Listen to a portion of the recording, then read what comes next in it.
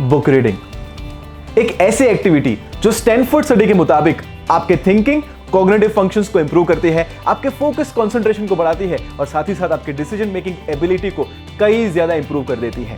लेकिन हमारा चैलेंज ये है कि जब भी हम कोई किताब उठाते हैं पढ़ने के लिए, हम बोर हो जाते हैं, हम कंसंट्रेट नहीं कर पाते हैं, हम सो जाते हैं। आज मैं आपके साथ ऐसे 7 पॉइंट शेयर करने वाला हूं जिससे आप भी अपनी जिंदगी में रीडिंग को एंजॉय कर पाएंगे और अपनी आदत में उसे ला पाएंगे। Hi friends, my name is doctor Nakshatra Mehua, success coach, and welcome to our channel Yuva Josh. लेकिन दुख की बात तो यह है कि इंडियन पब्लिशर्स के मुताबिक इंडिया में 2% से भी कम लोग ऐसे हैं जो कोई सीरियस नॉन फिक्शन किताबें पढ़ते हैं जो उनके प्रोफेशन या उनके फॉर्मल स्टडीज के बाहर की होती है।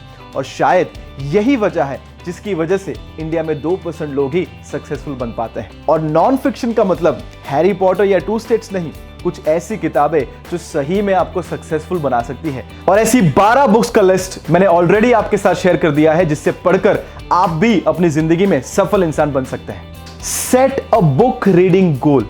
जिग जिगलर ने कहा है कि a goal properly set is half way reached. जब भी आप बुक रीडिंग का गोल डिसाइड करते हैं, ऐसे ना डिसाइड कीजिए कि मैं एक हफ्ते में 2 किताब पढ़ लेने वाला हूं, 3 किताब, 4 किताब, 5 किताब नहीं। अपनी कैपेसिटी के मुताबिक डिसाइड कीजिए कि आज से मैं हर रोज 5 पेज पढ़ूंगा, 10 पेज पढ़ूंगा, कुछ नहीं तो 1 पेज पढ़ूंगा, चलो आधा पेज पढ़ूंगा। ऐसा गोल बनाइए जो आपके लिए रियलिस्टिक है। तो आपको आज से रिजल्ट गोल नहीं बनाना है कि 5 किताब या 10 किताब पढ़नी है, आपको हर रोज के एक्टिविटी के गोल्स बनाने हैं। आज से मैं 10 पेज पढ़ूंगा, 5 पेज पढ़ूंगा या 1 पेज पढ़ूंगा, जो भी आपको ठीक लगे। But always remember, no result goal, only activity goals. Schedule a specific time to read. यहां पर मैं आपको 3 टाइम ऐसे देने वाला हूं जो रीडिंग के लिए बेस्ट है। जब आप मॉर्निंग में उठते हैं वो टाइम बेस्ट है क्योंकि उस वक्त डिस्ट्रैक्शन नहीं है, आपका माइंड ज्यादा एक्टिव नहीं होता है। दूसरा टाइम बेस्ट है जब आप सोने के लिए जाते हैं, तो बेड में सोने से पहले आप बुक को खोल सकते हैं। कुछ लोग कहते हैं ना कि सर जब भी मैं बुक को खोलता हूं ना मुझे नींद आ जाती है, तो एक तीर से 2 निशान होने वाला है। तो बेड से पहले बुक को खोल दीजिए तो बुक भी पढ़ लेंगे और नींद भी आ जाएगी। और तीसरा बेस्ट टाइम है बुक रीडिंग के लिए, वो है कोई भी फिजिकल एक्सरसाइज के बाद। दोस्तों, जब आप फिजिकल एक्सरसाइज करते हैं आपके ब्रेन में से केमिकल बैलेंस हो जाता है जिसे कहते हैं न्यूरोट्रांसमीटर, जिसकी वजह से आप ज्यादा फोकस कर पाते हैं, कंसंट्रेट कर पाते हैं और अपनी लर्निंग एबिलिटी को इंप्रूव कर पाते हैं। 3 समय है, मॉर्निंग में, सोने से पहले और एक्सरसाइज के बाद। लेकिन हमारा प्रॉब्लम यह है कि हम लोग भूल जाते हैं कि हमें मॉर्निंग, इवनिंग में या एक्सरसाइज के बाद बुक रीड करना है।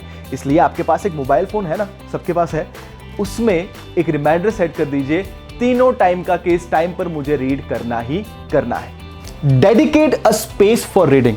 दोस्तों, हमारा माइंड जो है ना वो अमेजिंग चीज है, वो लॉ ऑफ एसोसिएशन के ऊपर काम करता है। जब आप बेडरूम में जाते हैं आपको सोने की इच्छा होती है, जब आप किचन में जाते हैं आपको खाने की इच्छा होती है, जब आप सोफा को देखते हैं आपको रिलैक्स होने की इच्छा होती है। तो इसी तरीके से आप भी अपने पढ़ने की जगह को फिक्स कर दीजिए, जिससे आप जब भी वहां से पास होंगे आपका मन भी नहीं होगा पढ़ने का, लेकिन आपका माइंड आपको याद कराएगा कि टाइम हो गया है पढ़ने के लिए। बुक रीडिंग प्रोसेस को एंजॉयबल बनाइए। जैसे कि अभी ये मौसम में मुझे कॉफी पीने का बहुत मन कर रहा था, तो मैं कॉफी पीते पीते बुक पढ़ रहा हूं, जिससे ये प्रोसेस एंजॉयबल बन जाती है। जो भी एक्टिविटी आपको पसंद है उसको जोड़ दीजिए बुक रीडिंग के साथ। अगर आपको म्यूजिक पसंद है आप म्यूजिक लगाकर बुक रीडिंग कर सकते हैं। हमारे ब्रेन का सिंपल नियम है, उसे पेन नहीं चाहिए, उसे प्लेजर चाहिए। जब कोई भी एक्टिविटी में से उसको प्लेजर मिलना शुरू हो जाएगा, वो आपको बार बार वही एक्टिविटी करवाते रहेगा। आपके घर में एक लाइब्रेरी को क्रिएट कर दीजिए। दोस्तों, अगर आपसे पूछूं कि आप मोबाइल फोन का इस्तेमाल क्यों करते हैं, आप टीवी क्यों देखते हैं, इसका सिंपल वजह है क्योंकि वो आपके आसपास होता है। मोबाइल 24 घंटे हमारे आसपास होता है, इसलिए हम उसका इस्तेमाल करते हैं। जब रूम में बैठे कुछ काम नहीं है, टीवी ऑन कर लिया, क्योंकि हमारा एनवायरनमेंट जो है वो हमारे विल पावर से कहीं ज्यादा पावरफुल है। अगर आपने ऐसी लाइब्रेरी बनाई हुई है और आप वहां पर जाकर बैठते हैं, कभी ना कभी तो आप कोई ना कोई किताब तो उठाने ही वाला है। जैसे कि लगे रहो मुन्ना भाई में, जैसे मुन्ना भाई ने गांधी जी के ऊपर बहुत सारी किताबें पढ़ना शुरू कर दिया था, वैसे ही आपके साथ भी होगा। एक छोटी सी लाइब्रेरी घर में क्रिएट कर दीजिए। अपना एक रीडिंग बडी, एक रीडिंग पार्टनर बना दीजिए। जब भी हम कोई गेम खेलते हैं जैसे कि PUBG, free fire, call of duty, पता है उसमें मजा क्यों आता है? उसमें कंपटीशन होता है कि तू इस लेवल पे है, मैं इस लेवल पे हूं, तूने इतने लोगों को मारा, मैंने इतने लोगों को मारा। तो आज से आपको भी कंपटीशन करना है, लेकिन किस में पता है? आज मैंने 5 पेजेस पढ़े, तूने कितने पढ़े? ये चीज करने से हमारे अंदर एक अकाउंटेबिलिटी का फैक्टर आ जाता है। जब हमें ऐसा लगता है कि हम किसी के साथ कंपीट कर रहे हैं, हमारा परफॉर्मेंस ऑटोमेटिकली इंप्रूव हो जाता है। और जब भी आप कोई भी बुक पढ़ते हैं, उसके बाद जो भी आपने पढ़ा है वो आपके फैमिली मेंबर्स के साथ, अपने फादर के साथ, अपने मदर के साथ, अपने फ्रेंड्स के साथ उस चीज को शेयर कर दीजिए। सेनेका जो महान फिलोसोफर हो चुके हैं, उन्होंने कहा है as you teach you learn.